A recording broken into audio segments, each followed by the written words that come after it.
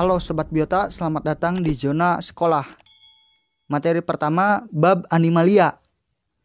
Di materi pertama ini kita akan mempelajari mengenai ciri-ciri Kingdom Animalia ya.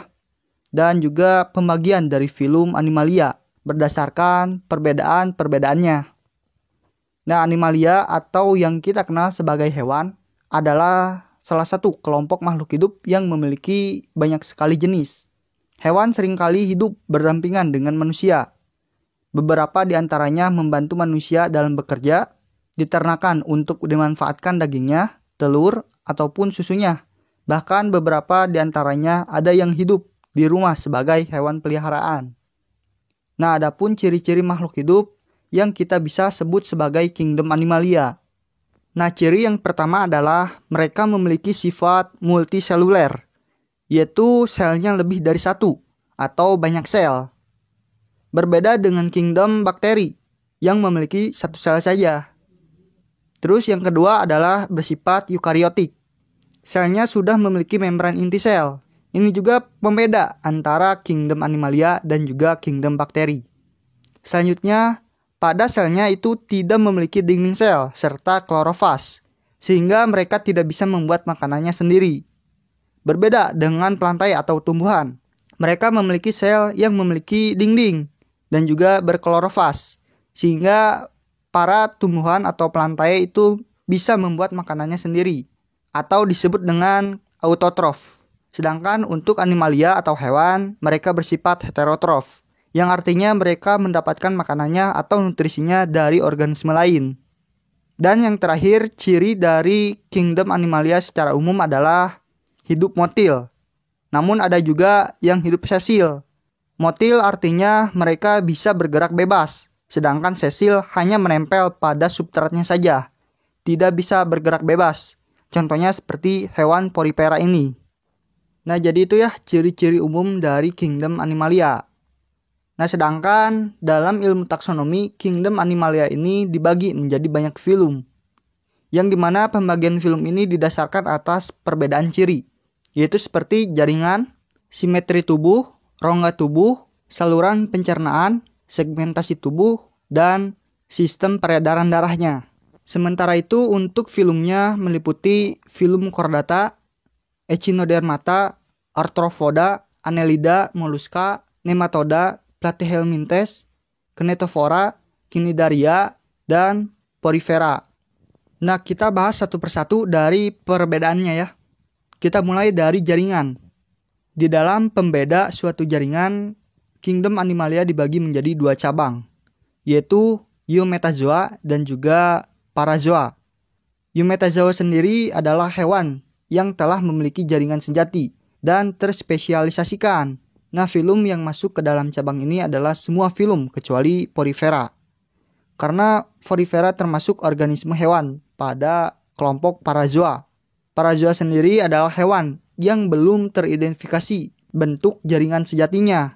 Jadi jaringan dari tubuhnya itu masih sederhana ya, belum memiliki jaringan sejati. Nah, karena dalam kelompok Parazoa hanya terdapat satu film saja, yaitu film porifera, maka cabang Parazoa tidak dibagi lagi berdasarkan perbedaan ya. Sedangkan untuk Eumetazoa kita akan bagi lagi menggunakan dasar perbedaan simetri tubuh. Simetri tubuh ini adalah distribusi seimbangan dari bagian atau bentuk tubuh duplikat di dalam tubuh suatu organisme jika kita belah. Nah, untuk perbedaan simetri tubuh itu dibagi menjadi 3 cabang.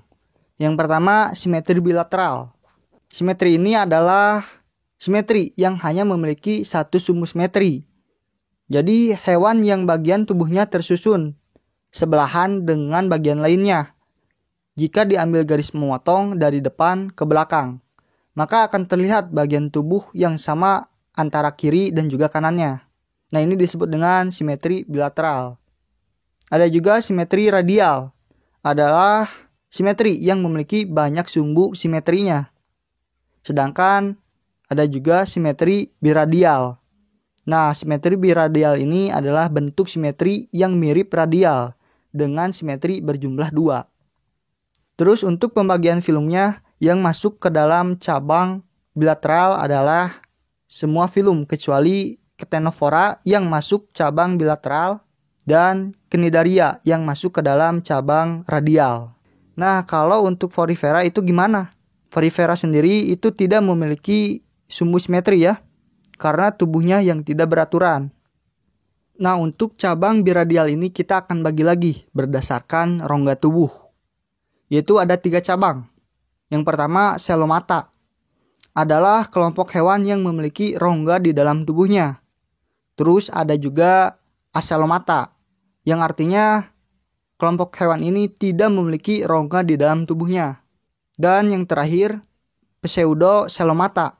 Nah, hewan semacam ini itu mempunyai rongga semu di dalam mesodermnya. Jadi belum membentuk rongga yang sesungguhnya karena mesodermnya belum terbagi menjadi lapisan dalam.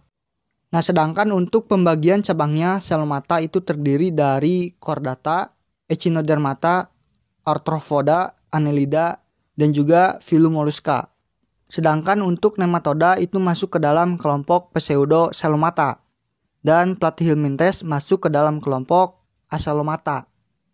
Nah, untuk cabang Coelomata kita bagi lagi menjadi 2 cabang, yaitu cabang Diotrostomia dan juga Protostomia. Nah, ini didasarkan pada perkembangan saluran pencernaan di awal perkembangannya atau pada tahap embrio.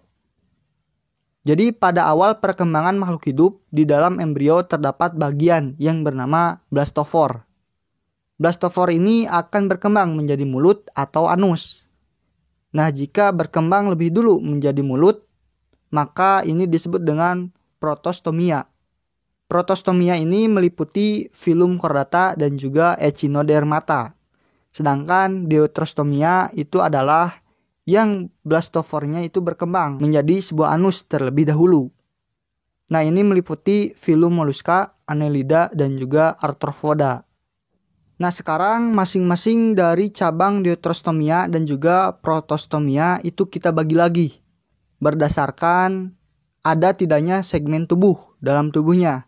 Jadi segmen tubuh ini adalah bagian-bagian tubuh yang terbagi-bagi.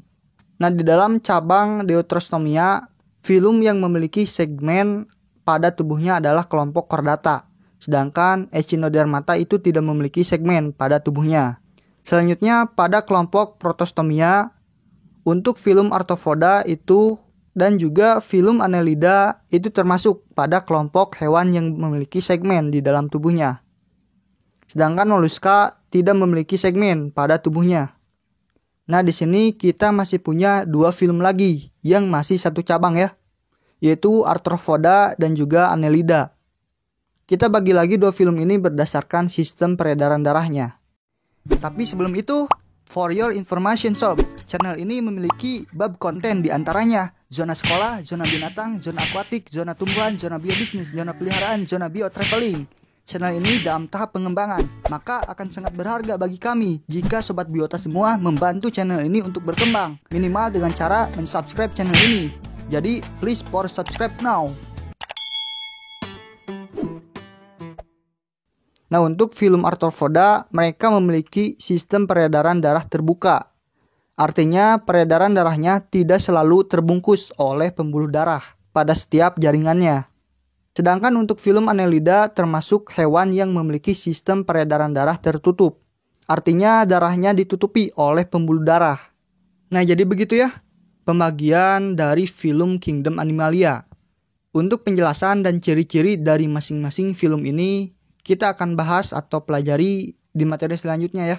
Nah, untuk catatan buat sobat biota semua, sobat biota bisa screenshot peta pembagian film ini. Semoga apa yang saya jelaskan bisa berfungsi dan hidup buat sobat biota semua. Jangan lupa tonton dan pelajari materi selanjutnya serta video pembelajaran lainnya. Jadi, see you next video sob.